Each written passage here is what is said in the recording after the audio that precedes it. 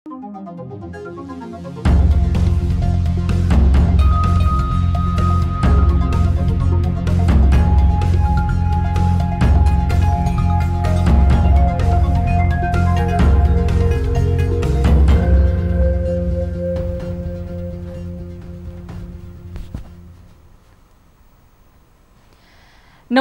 यो news 24 television prime time न्यूजमा स्वागत छ। सिङ्गो मुलुक कोरोनाको लपेटामा आइसकेको छ। दिनानुदिन बढ्दो संक्रमणको दरले भयावह तस्बिर कोर्दैछ।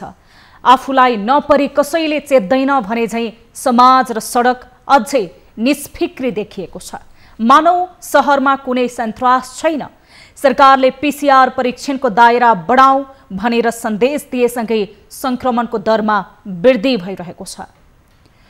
रफ्तार कायम गरेको छ। यही रफ्तार कायम रह्यो भने कमजोर स्वास्थ्य पूर्वाधार भएको यो मुलुकमा अस्पतालको बेड पाउन धेरैलाई मुस्किल मात्र पर्ने छैन। त्योभन्दा अगाडि बढेर सोच्दा कहाली लाग्दो तस्बिर अगाडि आउन सक्छ। हुन त यो मुलुकमा दिनभर मेहनत नगर्दा साँझ धेरैको घरमा चुलो बल्दैन। त्यसैले पनि धेरैले रोगभन्दा भोकसँग संघर्ष गरिरहेका छन्। तर अब समाजका सबै तह र तबकाले हेक्का राख्नै पर्ने भएको छ। गाउँदेखि सहरसम्म र घरदेखि झुप्पटीसम्म डरलाग्दो भयले डेरा जमाइसकेको छ। अब प्राइम टाइम न्यूजका हेडलाइन्स।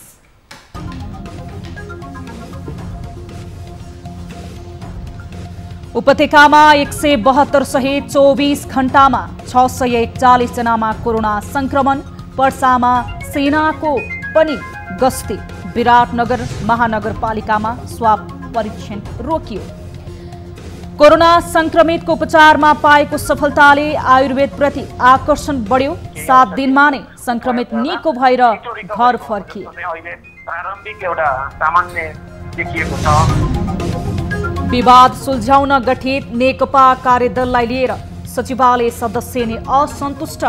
विधि समस्त नभएको आरोप। कार्यादेश तय गर्न भोलि सचिवालय बैठक बस्दै। पार्टीका औपचारिक निकायहरूमा बैठकहरू प्रस्तुत गर्नुहुनेछ। निर्मला पन्त हत्या प्रकरण सुल्झाउन सामाजिक सञ्जालमा युवाहरूको ह्यासट्याग अभियान। प्रधानमन्त्री र नेताहरूलाई प्रश्न गर्दै दबाब बढाइयो। असफलता हो, यो असफलताको जिम्मेवार को हो? र भारतीय क्रिकेटमा मौलाएको गलत प्रवृत्तिको शिकार बने 2 हस्ती।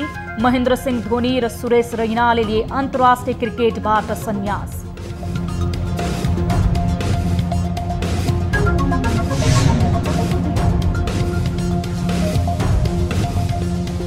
हामी निरन्तर न्यूजमा छौं। नेपालमा कोरोना भाइरसबाट मृत्यु हुनेको संख्या 104 पुगेको छ। पर्सामा 1, मोरङमा 1 जना गरी 2 जनाको मृत्यु भएसँगै संख्या 104 पुगेको हो।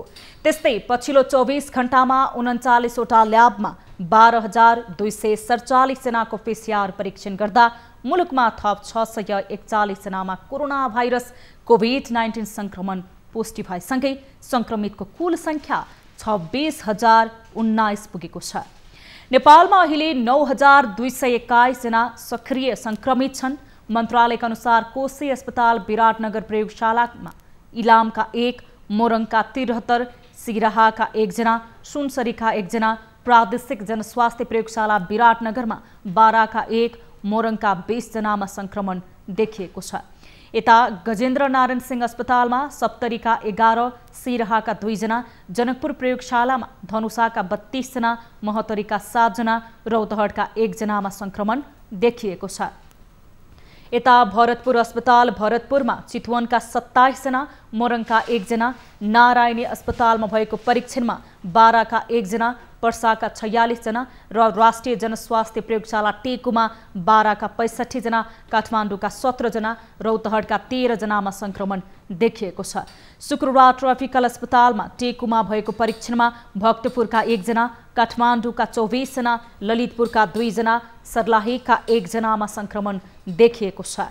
धुलीखेल अस्पतालमा भएको परीक्षणमा पर्साका 11 जना, नेपाल कोरिया मैत्री अस्पतालमा काठमाडौँका 4 जना, पर्साका 1 जना, सर्लाहीका 1 जनामा संक्रमण देखिएको छ।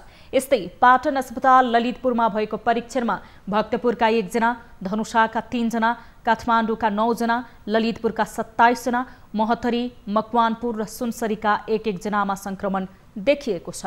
एपीएफमा काठमाडौँका 3 जना, त्रिवेणी अस्पतालमा भएको परीक्षणमा बर्दियाका 1 जना, भक्तपुरका 3 जना, कैलालीका 2 जना, काठमाडौँका 29 जना, लमजुङका 1 जना, नवलपरासी पश्चिमका 2 जना, पर्सा र ताप्लेजुङका 1-1 जनामा संक्रमण देखिएको छ। यता स्टार अस्पताल ललितपुरमा भएको परीक्षणमा बाराका 1 जना, भक्तपुरका 2 जना, धनुषाका 1 जना, काठमाडौँका 1 जना, ललितपुरका 6 जनामा संक्रमण देखिएको छ। वीरल्याब काठमाडौँमा काठमाडौँका 6 जना, ललितपुरका 1 जना, मोरङका 6 जना, पर्साका 2 जना, बीएनडबी अस्पतालमा ललितपुरका 1 जना, सूर्य हेल्थ केयर काठमाडौँमा 12 का 1 जना, झापाका 1 जना, काठमाडौँका 6 जनामा संक्रमण देखिएको छ।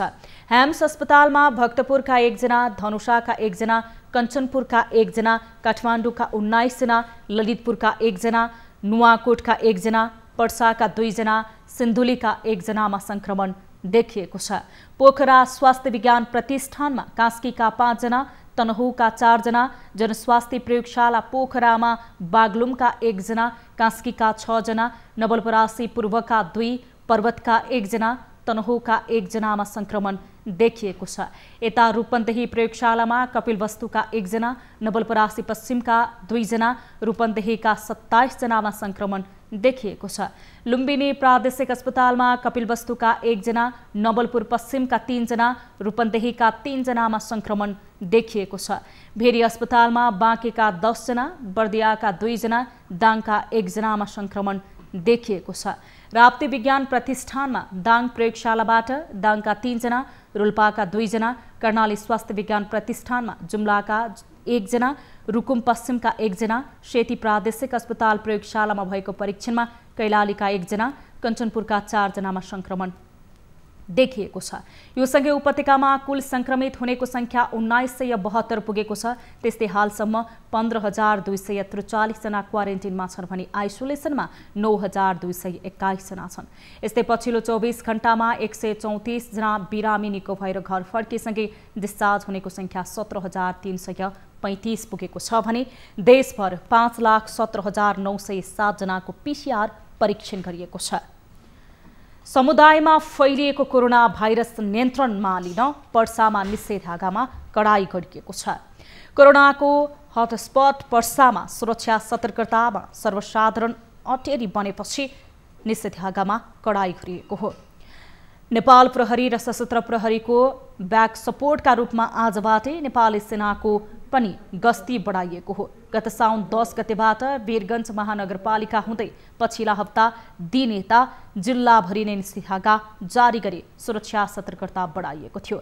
सशस्त्र प्रहरीले सीमामा कडाई गर्नुपर्ने, जिल्लाभित्र तथा बजार क्षेत्रमा केही जनशक्ति व्यवस्थापनमा सहज बनाउन सेनालाई पनि गस्ती गरी सहयोग गर्न भनिए अनुसार आजबाट सेना निस्केको जिल्ला प्रशासन कार्यालय पर्साले जनाएको छ। यता प्रदेश 1 को विराटनगर महानगरपालिकामा स्वाब संकलन कार्य रोकिएको छ। संकलनमा खटिएका 1 जना चिकित्सकमा कोरोना संक्रमण देखिएपछि स्वाब संकलन कार्य रोकिएको जनाएको छ। पूर्वी उपचार पद्धतिमा प्राचीन समयदेखि विश्वास राख्दै आएको आयुर्वेदले फेरि एक पटक सबैको मन जित्ने अवस्था देखिएको छ। कोरोना भाइरसको उपचारका लागि नेपालमा आयुर्वेदिक पद्धतिले छोटो समयमै संक्रमित बिरामी निको हुन थालेपछि यसप्रतिको विश्वास र आकर्षण पुनः चुलिने देखिएको छ। एक रिपोर्ट। कीर्तिपुर स्थित आयुर्वेद अनुसन्धान तथा तालिम केन्द्रमा भर्ना भएका कोरोनाका बिरामी अन्य अस्पतालको तुलनामा छिटो निको भएर घर फर्कन थालेका छन्। अस्पतालका चिकित्सकले अधिकांश बिरामीको 7 दिनमै पीसीआर रिपोर्ट नेगेटिभ आएर डिस्चार्ज हुन थालेको जानकारी दिएका छन्। हालसम्म कोरोना संक्रमणको औषधि उपचार पत्ता लागेको छैन। यस्तोमा संक्रमण भएर अस्पताल भर्ना भएका बिरामीको उपचार पनि अस्पताल र चिकित्सक अनुसार फरक फरक तवरबाट भइरहेको छ। सरकारको कोरोना संक्रमित राख्न छुट्याइएको अस्पताल मध्ये कीर्तिपुर आयुर्वेद अस्पताल पनि एक हो। सबैभन्दा बढी आइसोलेसन बेड भएको यो अस्पतालमा हाल उपत्यकामा देखिएका संक्रमितलाई राख्ने गरिएको छ। यहाँ भर्ना भएका कोरोना संक्रमितलाई आयुर्वेद पद्धतिबाट पनि उपचार गरिन्छ। आयुर्वेद पद्धतिको उपचारले संक्रमितहरू छिटो निको हुने गरेका पनि छन्। अन्य अस्पतालमा प्राय 14 दिनमा पीसीआर रिपोर्ट नेगेटिभ आउनेमा यहाँ 7 दिनमै पीसीआर नेगेटिभ आएर बिरामी डिस्चार्ज हुने गरेका छन्। कीर्तिपुर आयुर्वेद अस्पतालमा संक्रमितलाई उपचार गर्ने विधिको बारेमा चिकित्सक डाक्टर निर्मल भुसाल यसरी प्रश्न पार्नुहुन्छ। सुरुदेखि नै आयुर्वेदको दृष्टिकोणले त्यसलाई एउटा चाहिँ लाक्षणिक हिसाब आयुर्वेदकै वेबाट पनि सोचेका थियौँ सुरुदेखि नै। तर अहिले जब बिरामीहरू आएको अवस्था छ हाम्रो अस्पतालमा, हामीले चाहिँ आयुर्वेदकै पक्षबाट सामान्य रोग प्रतिरोधात्मक क्षमता वृद्धि गर्ने आयुर्वेद विभागबाट चाहिँ प्रमाणित प्रोटोकल अनुसार नै चिकित्सा अगाडि बढाइरहेको अवस्था छ। र सामान्य लक्षण कतिपयमा देखिएका लक्षणहरूको चाहिँ लाक्षणिक चिकित्सा गरेका छौँ र अन्य बिरामीहरूलाई राम्रोसँग आहार विहार, दैनिक दिनचर्या र चाहिँ केही औषधिहरूको उपयोग गर्दा छिटो रिकभरी भएको जस्तो चाहिँ अहिले प्रारम्भिक एउटा सामान्य देखिएको छ। आयुर्वेद अस्पतालमा रोग प्रतिरोधात्मक क्षमता बढाउने औषधि, सन्तुलित आहार, श्वास प्रश्वास सजिलो बनाउने विधि, विभिन्न जडीबुटीबाट तयार पारिएको आयुर्वेद औषधि संक्रमितहरूलाई दिने गरिएको छ। संक्रमितलाई 24 घण्टा तातो पानीको व्यवस्था पनि छ। चारैतिर हरियाली वातावरणमा संक्रमितहरू बरन्डामा निस्किएर वातावरण नियालिरहेको देखिन्छ। आयुर्वेद चिकित्सा प्रतिको विश्वास र बिरामीको उच्च आत्मबलका कारण पनि संक्रमित छिटो निको भएका छन्। आइतबार न्युज 24 को टिम कीर्तिपुर अस्पताल पुग्दा अस्पतालमा 130 जना संक्रमित भर्ना थिए। ती मध्ये केही निको भएर घर जाने तर्खरमा थिए भने केही पीसीआर परीक्षण गराइरहेका थिए।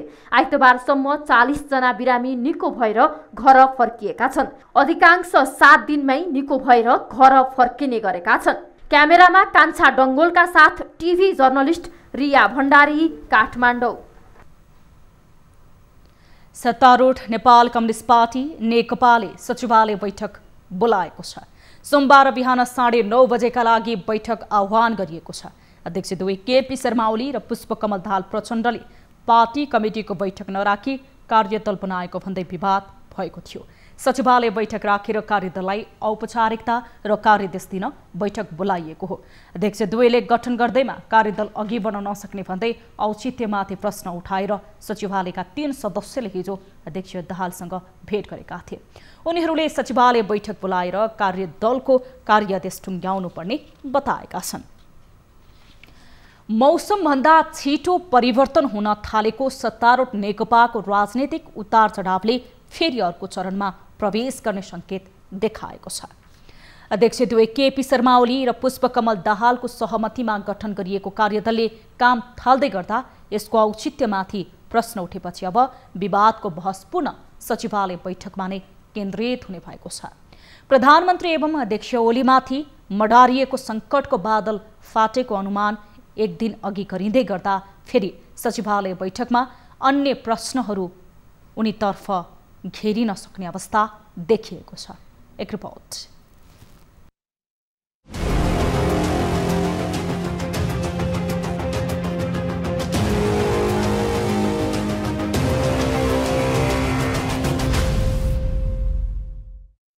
नेकपाभित्र देखिएको गुटगत राजनीतिले पार्टीको हरेक मोडमा नयाँ समस्या निकाल्ने गरेको छ। अध्यक्ष ओलीको राजीनामा माग्दै आएको ओलीतर समूहका नेता अहिले पार्टी विवाद मत्थर हुनेतर्फ उन्मुख हुँदा पनि संशयको दृष्टि राख्न छाडेका छैनन्। त्यसको पछिल्लो उदाहरण हो दुई अध्यक्षले गठन गरेको कार्यदल। महासचिव विष्णु पौडेलको संयोजकत्वमा बनेको कार्यदल विधि मिचेर बनाइएको भन्दै वरिष्ठ नेता माधव कुमार नेपाल, झलनाथ खनाल र प्रवक्ता नारायण काजी श्रेष्ठ असन्तुष्ट बनेका छन्। शनिबार अध्यक्ष दाहाललाई भेटेर नै कार्यदलको औचित्यमाथि प्रश्न उठाएका उनीहरूले सचिवालयको माग गरेका थिए। विद्युराम भुसाल सहितका नेताहरूले त पद्धतिकै लागि लडाईँ गरेको भए पनि अहिले कार्यदल पार्टीको विधान विपरीत गठन गरिएको आरोप लगाएका छन्। यद्यपि कार्यदललाई विधि पद्धति सम्मत बनाउने उठाउने बाटो भने बन्द भएको छैन। सोही असन्तुष्टिका स्वर कम गर्न र कार्यदललाई नीतिसम्मत बनाउन सोमबारका लागि सचिवालय बैठक बोलाइएको छ।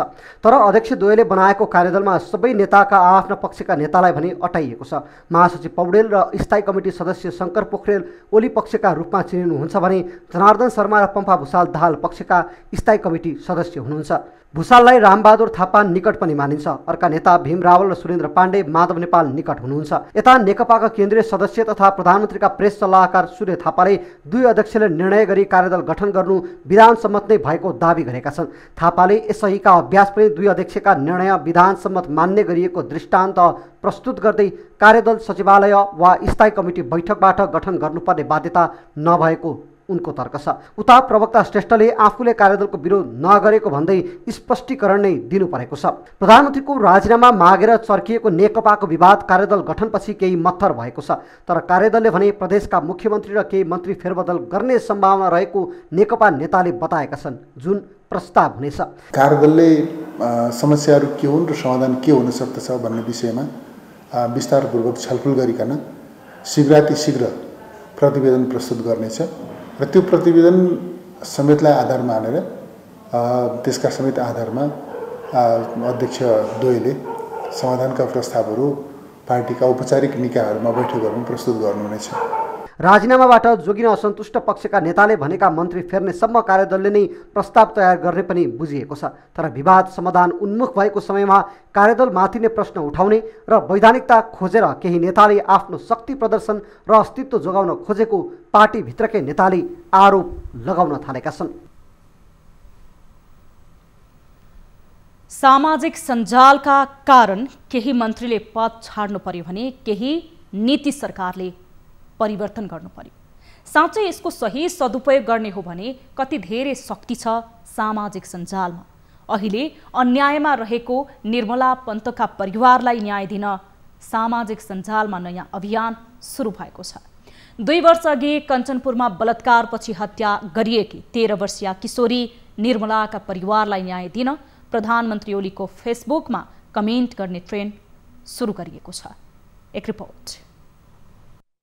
प्रविधि वरदान हो वा अभिशाप भन्ने विषयमा जङ नै छिडिने गर्दछ। तर यी दुवै एकै सिक्काका पाटा हुन्, अर्थात् यसलाई जुन ढङ्गले प्रयोग गरिन्छ यसले सोही अनुसारको प्रतिफल दिन्छ। रिस साध्नदेखि कसैलाई होच्याउन पनि सामाजिक सञ्जालको प्रयोग हुँदै आएको छ। केही चर्चित मन्त्रीले त सामाजिक सञ्जालका कारण पदबाट राजीनामा नै दिनु पर्यो भने सरकारले कतिपय निर्णय फेसबुक ट्विटरमा आलोचना हुन थालेपछि परिवर्तन गर्नु परेको उदाहरण पनि छ। धेरैले यसलाई रमाइलो र समय व्यतीत गर्ने माध्यमका रूपमा प्रयोग गर्दछन्। चुनाव आउँदा चुनावी माहौल र एजेन्डा सेट गर्ने माध्यम सामाजिक सञ्जालले कहिलेकाहीँ यस्तो ट्रेन्ड पनि चलाउँछ जुन लोभलाग्दो हुन्छ। केही दिन अघि कोरोना भाइरसको सङ्क्रमण रोक्न सरकारी कदमलाई लिएर सामाजिक सञ्जालबाटै जन्मिएको हो इनफ इज इनफ। यसले एउटा व्हिप ल्यायो, सरकारप्रति खबरदारी गर्नेको सङ्ख्या बढ्यो। अन्ततः सरकारले नगरे पनि प्रधानमन्त्रीका प्रेस सल्लाहकारले कोरोना रोकथाममा खर्च गरिएको रकमको विवरण सार्वजनिक भयो। यस्तै अहिले अर्को ट्रेन्ड सामाजिक सञ्जालमा सुरु भएको छ। त्यो हो निर्मलाको हत्यारा पत्ता लगाउन सरकारलाई खबरदारी सहितको ट्रेन्ड।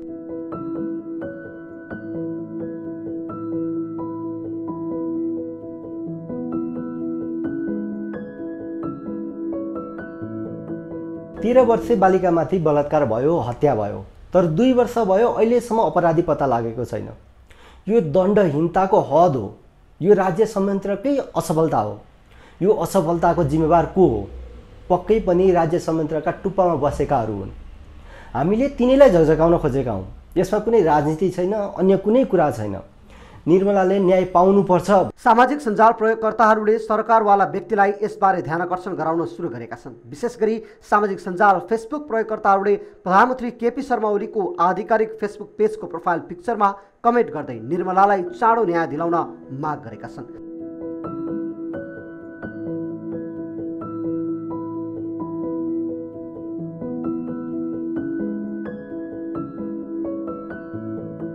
सामाजिक सञ्जालमा हाई प्रोफाइलमा गएर कमेन्ट गर्ने, जस्तै नेपाल पुलिस, त्यसै गरी प्रधानमन्त्री केपी शर्मा ओलीकै प्रोफाइल पिक्चरमा गएर कमेन्ट गर्ने जुन चाहिँ अभियान चलिरहेको छ, एमआरआर लगायतका ग्रुपहरूबाट चाहिँ यो एउटा हिसाबले यो अभियान चलिरहेको छ।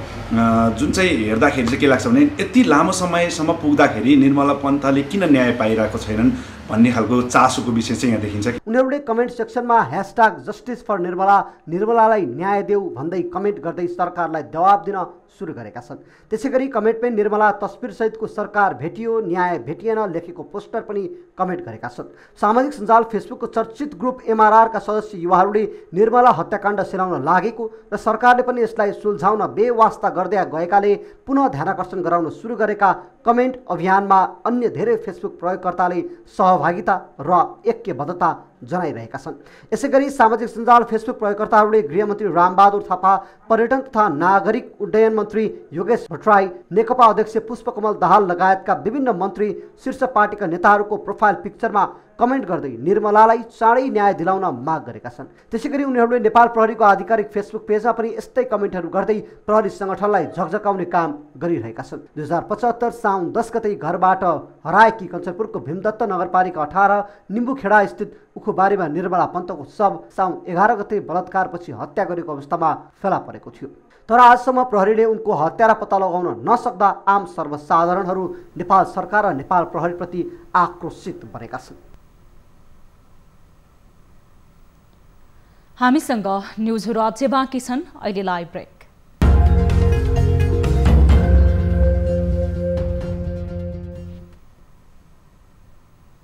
हामी निरन्तर न्युजमा छौं। कोरोना भाइरसले उत्पन्न गरेका समस्या एकातिर छन्, तर यसले विदेशमा रोजगार गुमाएर वा छोडेर स्वदेश फर्केका युवा परिचालन गर्ने अवसर समेत नेपाललाई प्राप्त भएको छ। उनीहरूले सिकेका सिप क्षमताको सदुपयोग गर्ने अवसर मिलेको छ। तर फर्किएकाहरू पनि सरकारले केही सहयोग गरी स्वदेशमै काम गर्ने मनस्थिति बनाइरहेका छन्। एक रिपोर्ट। कोरोना संक्रमणको त्रासपछि जेठ महिना यता डोटीमा 20,000 भन्दा बढी युवा भारतबाट घर फर्किए। भारतमा होटल, चौकीदारी, यातायात लगायतका क्षेत्रमा काम गर्ने युवाहरू गाउँ त आएका छन्, तर उनीहरू यति बेला बेरोजगार भएका छन्।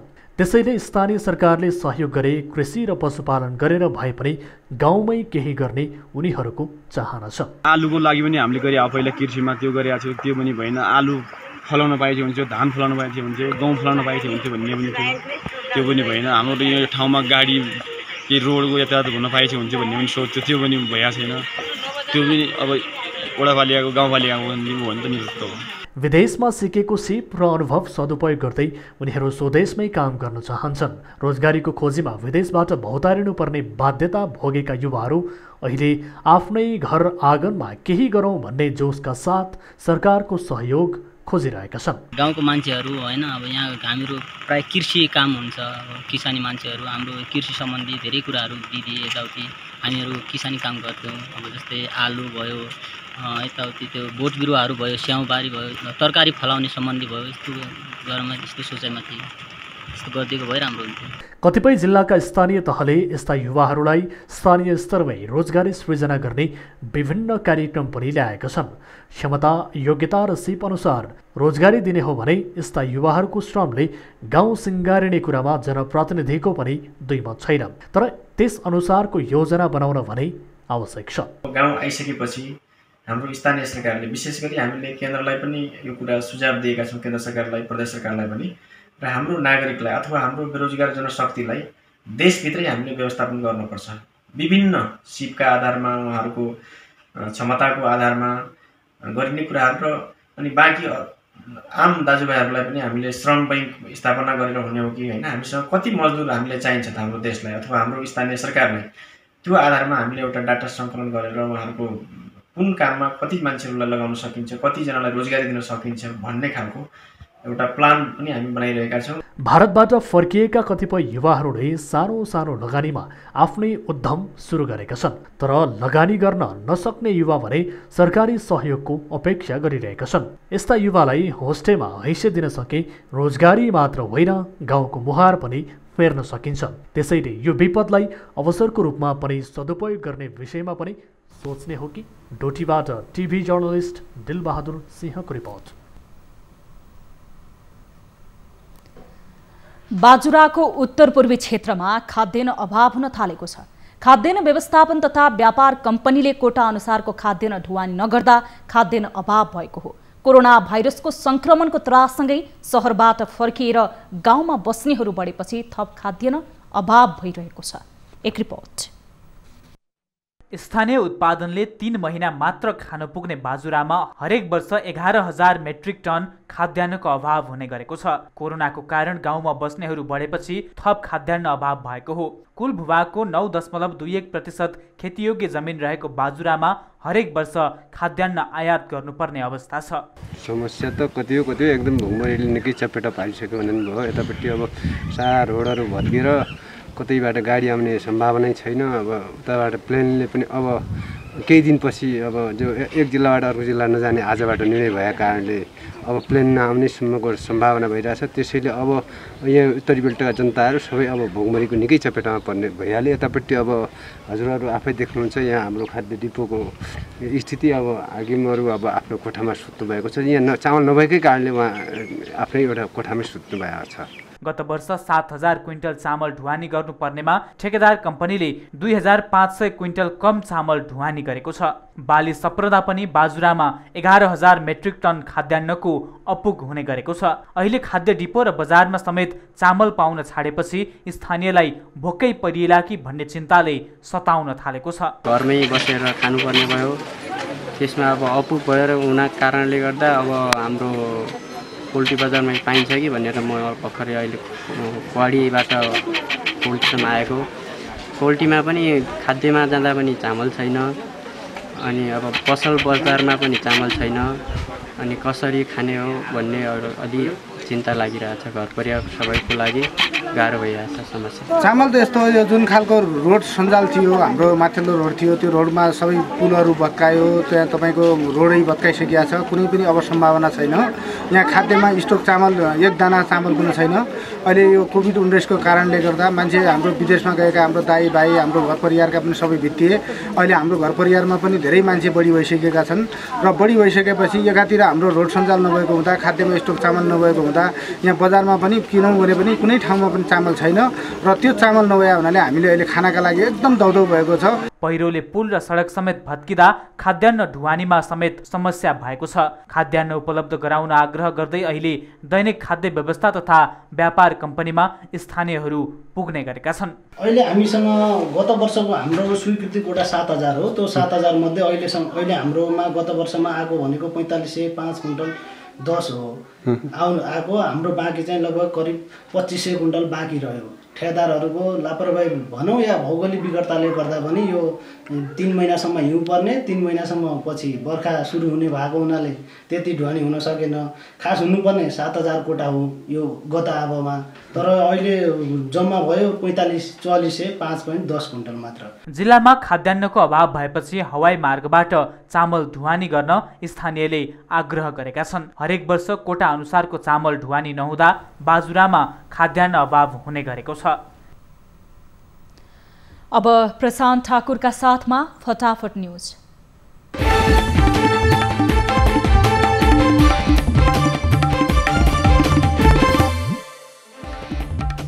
एकै दिन देशभर कोरोना भाइरसका 641 संक्रमित थपिए। संक्रमितको संख्या 26,660 पुग्यो। पछिल्लो 24 घण्टामा काठमाडौँ उपत्यकामा थप 172 जनामा संक्रमणको पुष्टि। उपत्यकामा हालसम्मकै सबैभन्दा बढी संक्रमित पाइए। देशभर थप 134 संक्रमित निको भए। स्वास्थ्य लाभ गर्नेको कुल संख्या 17,335 पुग्यो। पर्साका 1 र मोरङमा 1 गरी थप 2 संक्रमितको मृत्यु। नेपालमा कोरोना भाइरसबाट मृत्यु हुनेको संख्या 104 पुग्यो। कोरोनाको हटस्पट बन्दै गएको पर्साको वीरगन्जमा जारी निषेधाज्ञा थप कडाइ पारियो। निषेधाज्ञाको पालना गराउन सेना परिचालन गरियो। सत्तारूढ नेपाल कम्युनिस्ट पार्टीको सचिवालय बैठक झन्डै 1 महिनापछि बस्ने। गत साउन 3 गतेबाट स्थगित बैठक भोलि सोमबार बस्ने। निर्मलालाई न्याय माग्दै प्रधानमन्त्रीको फेसबुकमा कमेन्टको ओइरो। 24 घण्टामा 2 लाख बढी कमेन्ट। त्रिभुवन विश्वविद्यालयमा सोमबारबाट लागू हुने गरी सबै सेवा बन्द। कोरोनाका कारण सबै सेवा बन्द गर्ने निर्णय गरेको विश्वविद्यालयको भनाइ। पोखरामा बढे स्रोत नखुलेका संक्रमित। महानगर नै सिल गर्ने तयारी। तनहुँको व्यास नगरपालिकामा भोलि दिउँसोदेखि 1 साता लकडाउन। स्वास्थ्य र सरसफाई सेवा बाहेक अन्य सबै सेवा बन्द। मुगुका सबै खाद्य गोदाम रित्तिए, स्थानीयवासी बजारबाट महँगो मूल्यमा चामल खरिद गर्न बाध्य। सरकारी ढिला सुस्तीले मुगलिङ नारायणगढ सडक जीर्ण, पहिरो खस्ने र भासिने क्रम रोकिएन। बाढी पहिरोले अरनीको राजमार्गको 12 विषे तातोपानी सडक अवरुद्ध, आयात निर्यात ठप्प। कालीकोटको नरहरी गाउँको उत्सव खोलाले बगाउँदा 4 बालबालिकाको मृत्यु, दिदीको घर जान लाग्दा खोलाले बगाउँदा एकै परिवारको 4 को मृत्यु। भदौ 7 गतेसम्मका लागि धनुषा जिल्लाभर निषेधाज्ञा जारी, बिहान 10 बजेसम्म मात्र पसल तथा व्यवसाय सञ्चालन गर्न पाइने। चितवन मेडिकल कलेजलाई पनि PCR परीक्षण गर्न पाउने अनुमति, प्रति नमुनाको परीक्षण शुल्क 6050 रुपैयाँ तय। बैंकहरूको नाफा घटेको प्रभाव शेयर बजारमा, नेप्से 17 अङ्कले घट्दा 1 अर्ब 26 करोडको कारोबार। सुनको मूल्य तोलामा 200ले घट्यो, प्रति तोला 98,400 मा कारोबार। 2 दिनको ढिलाइपछि अमेरिका र दक्षिण कोरियाली सेनाहरूको संयुक्त युद्धाभ्यास मङ्गलबारबाट, कोरोना सङ्क्रमित भेटिएपछि युद्धाभ्यासमा विलम्ब। बेलारुसमा सरकार विरोधी प्रदर्शन उग्र, प्रदर्शन दबाउन बेलारुसी राष्ट्रपतिले रुसको सहयोग मागेको खुलासा। महामारीकै बीच दक्षिण कोरियामा सरकार विरोधी प्रदर्शन, 10,000 मानिस सडक आन्दोलनमा। अफगानी सुरक्षा कारबाहीमा 21 तालिबान लडाकुको मृत्यु, 7 जना घाइते। रुसद्वारा कोरोना भाइरस विरुद्धको भ्याक्सिनको पहिलो ब्याच तयार, हरेक महिना 50 लाख डोज भ्याक्सिन उत्पादन गर्ने दावी। र भारतीय क्रिकेट टिमका पूर्व कप्तान महेन्द्र सिंह धोनीले लिए क्रिकेटबाट सन्यास, सुरेश रैनाको पनि अन्तर्राष्ट्रिय क्रिकेट नखेल्ने घोषणा।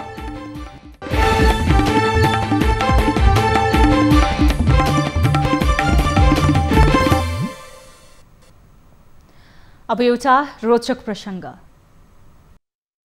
अमेरिकाकी 103 वर्षीय एक वृद्धाले अस्पतालबाट डिस्चार्ज भए लगतै ट्याटू आर्टिस्टकोमा गएर हातमा भ्यागुताको ट्याटू बनाएकी छन्। डोरोटी पोलक नामका 103 वर्षीय यी वृद्धालाई कोरोनाको त्रासका कारण आइसोलेसनमा राखिएको थियो। उनी भन्छन्, मेरो नाति मलाई धेरैजसो ट्याटू बनाउन भनिरहन्थ्यो, तर मैले मानिन।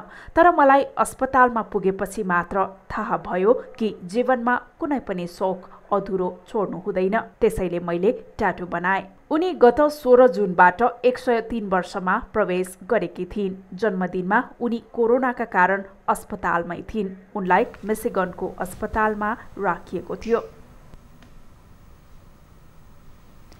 प्राइम टाइम न्यूज सक्नु अघि अहिलेसम्मका हेडलाइन्स पुनः एकपटक। उपत्यकामा 172 सहित 24 घण्टामा 641 जनामा कोरोना संक्रमण। पर्सामा सेनाको पनि गस्ती। विराटनगर महानगरपालिकामा स्वाब परीक्षण रोकियो।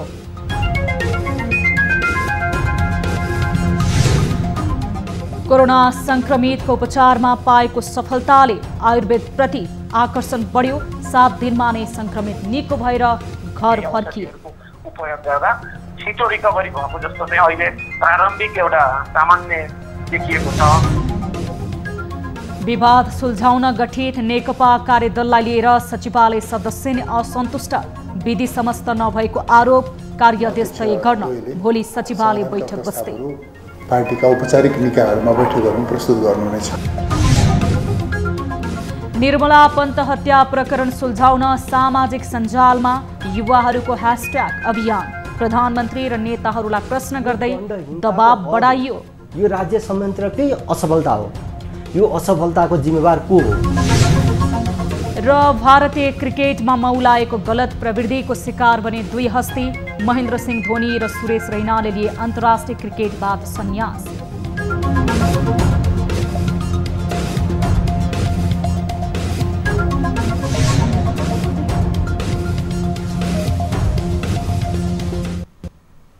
न्यूज अहिलेलाई यति नै। हामीले सोधेको ताली र गालीको मत परिणाम यसपछिको कार्यक्रम सीधा कुरा जनतासँगमा प्रत्यक्ष रूपमा हेर्न सक्नुहुनेछ। थप न्यूजको लागि हाम्रो वेबसाइट www.news24nepal.com हेर्न नभुल्नुहोला। साथै तपाईले हामीलाई फेसबुक, ट्विटर र युट्युबमा पनि फलो गर्न सक्नुहुनेछ। यस्तै मोबाइल, भाइबर र इमेलबाट न्यूज24 टेलिभिजनको हेल्प डेस्कमा कुनै समस्या र गुनासो छन् भने प्रत्यक्ष रूपमा सम्पर्क राख्न सक्नुहुनेछ। हामी निरन्तर न्यूजमा छौं। नमस्ते।